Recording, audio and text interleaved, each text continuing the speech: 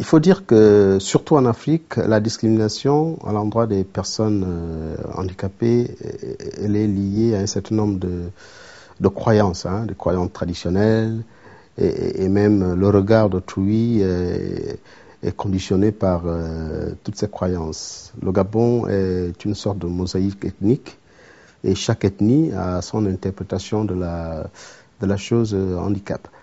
Et je pense que j'en ai souffert énormément. Mais j'ai eu la chance de refuser cet état de choses. Et je crois que c'est ce qui m'a sauvé. J'ai eu la chance de refuser le fait d'être handicapé.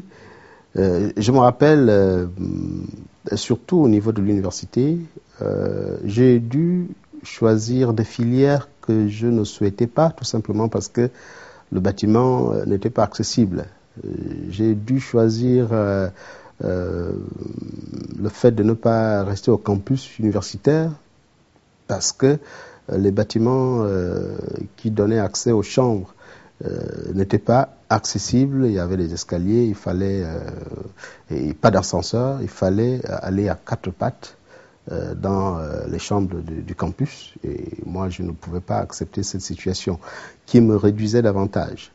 Et c'est déjà, je pense qu'au niveau de l'accessibilité, même si les personnes, les architectes n'érigent pas ces bâtiments pour nous empêcher d'y accéder, mais le fait qu'il y ait érection de ce type d'infrastructure impose à notre yeux une sorte de discrimination. Ça, c'est au niveau affectif. Je pense que je me suis battu énormément pour m'imposer.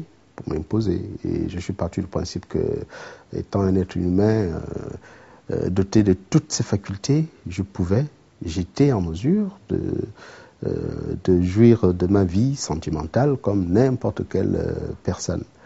Et pour la petite histoire, j'ai eu ma première amie en classe de 4e. Et j'étais vraiment, j'ai été décidé à rompre avec cette prison. Je me suis enfermé dans une prison où je me disais, si je m'aventure auprès des filles, peut-être que je vais encaisser un affront. Et je me suis battu pour que cette situation ne puisse pas arriver. Et à l'université, ça a été la même chose, au point que quand j'ai réussi à briser cette barrière,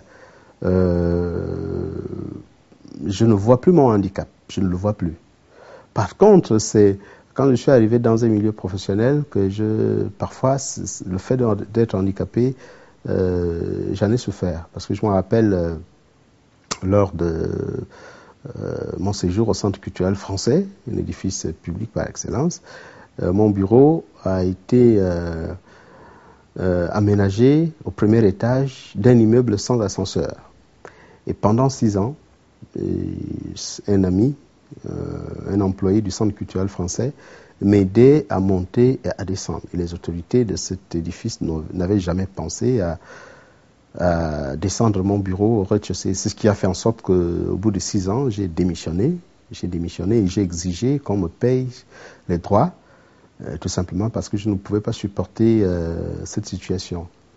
Et c'est la seule fois, j'avoue que c'est la seule fois que le terme de discrimination en faveur de mon état physique m'a été balancé en pleine figure. Mais je me suis battu pour que cette situation ne persiste. Voilà.